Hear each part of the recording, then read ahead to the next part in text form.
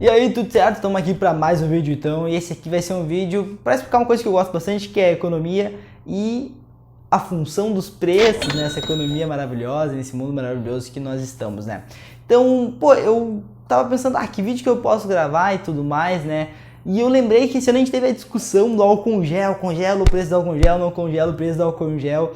E eu já gostava muito desse assunto dos preços, porque acho ele extremamente importante para a economia. Talvez uma das coisas mais importantes é a função do preço numa economia. E eu, cara, quer saber? Eu vou fazer um vídeo sobre isso meio atrasado, mas vou fazer, né? E tanto que esse negócio do álcool gel me fez querer estudar um pouco mais sobre essa função, porque eu acho bom a gente sempre rever alguns conceitos, ver se a gente realmente está certo sobre as coisas que a gente acredita e tudo mais, né? Então ressalto que aqui nesse vídeo é um vídeo sobre a minha opinião das coisas que eu estudei. Eu gosto de ressaltar aqui a minha opinião porque, né, não sou um especialista em nada, né? Mas tudo bem, beleza. Então é o seguinte, cara, a função do preço numa economia ela é muito simples. O preço é um mensageiro da economia, tá? Como assim mensageiro? O cara vai lá e entrega um torpedo, por aí vai? Não. Uma piada bosta, hein?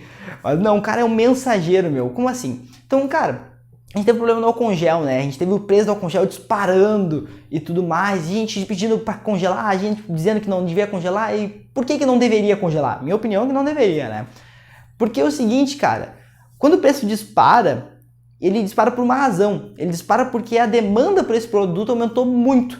E a quantidade que está sendo ofertada no mercado, ela não é o suficiente para atender essa demanda, né?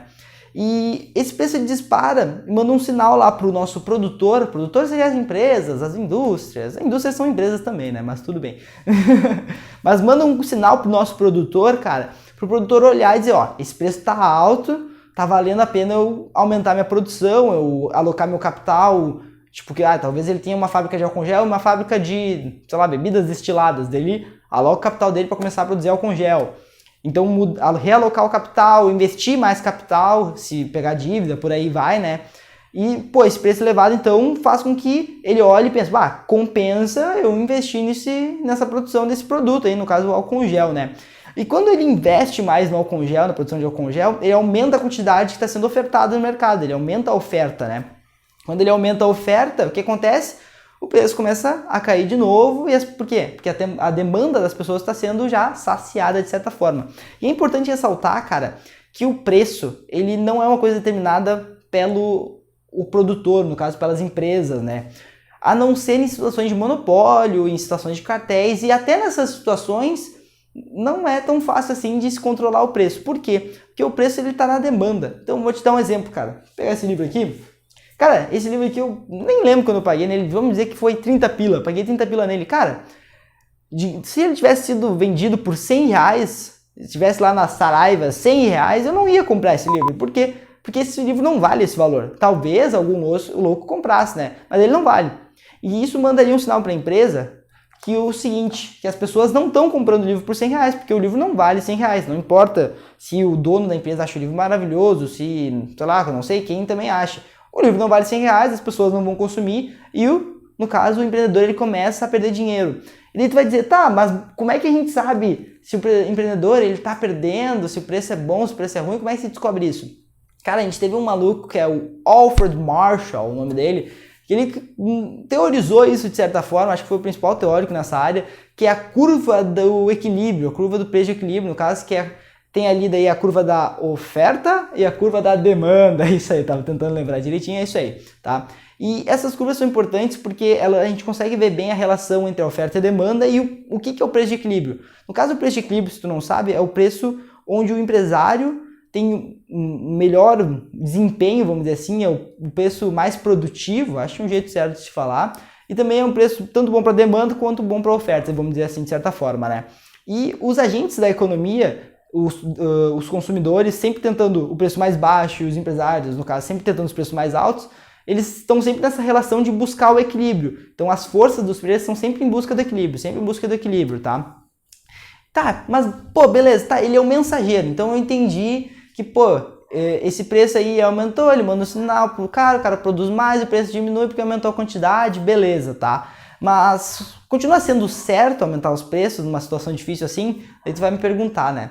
E isso é uma discussão há muito tempo, talvez antes dessa teorização da curva de equilíbrio, Os caras já falavam sobre isso. São Tomás de Aquino, ele tem uma pequena discussão, não lembro, sei qual livro dele, mas ele mesmo falava que existia o preço justo, que o empresário ele não poderia simplesmente pegar e cobrar valores absurdos, porque ele estaria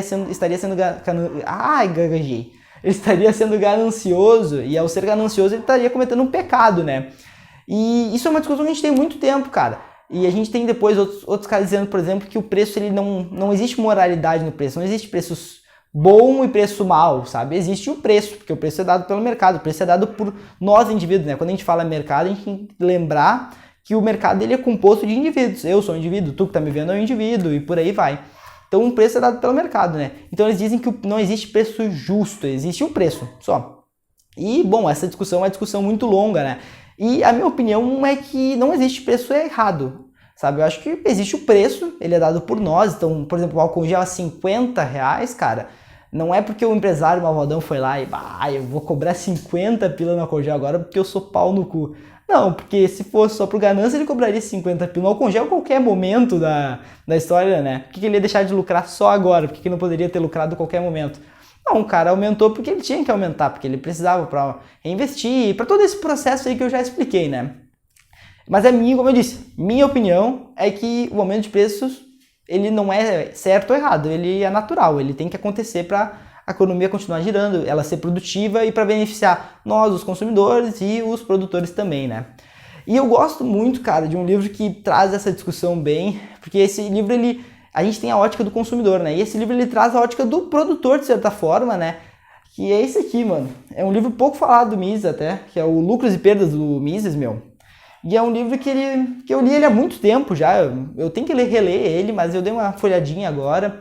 E ele é um livro que ele traz de forma bem bacana essa ótica do empresário, como o empresário ele está sempre tentando ser o mais produtivo possível, mais eficaz, né? Ser o mais eficiente, vamos dizer assim. E aí, como ele está sempre buscando esse preço de equilíbrio, esse preço que vai dar o maior lucro para ele, o maior retorno para ele, né? Então, ele sempre está atendendo às demandas do mercado. E ele até faz uma analogia, de certa forma, como uma democracia, né? Os consumidores vão lá e votam naquele empresário, se ele estiver tendo um bom desempenho e tudo mais. E se ele não tiver, retiram e votam em outra pessoa, vamos dizer assim. Então, eu achei bem bacana essa analogia dele. E eu espero que tu tenha entendido a importância do preço. Não esquece, então, preço mensageiro da economia. Preços altos normalmente aumentam a produção e eles devem cair com o tempo. Preços baixos diminuem a produção, no caso, e os preços começam a subir, sempre em busca desse equilíbrio, do preço mais eficiente para o produtor e também mais eficiente para o consumidor, vamos dizer assim, né? E lembrem disso, cara. Tem mais coisas aí nessa área, tem várias condições e coisas que alteram o preço. É até muito difícil explicar tudo porque muita coisa mesmo realmente pode alterar o preço de alguma coisa, mas eu espero ter te resumido essa ideia. Se tu gostou desse assunto aí, eu vou deixar alguns livros na descrição para tu entender mais disso, vou ver se eu acho alguns artigos, e cara, é isso aí, valeu, tomara que tenha gostado do vídeo, dá o like, compartilha, e é nóis, e te espero no próximo, beleza? Então tá, é nóis.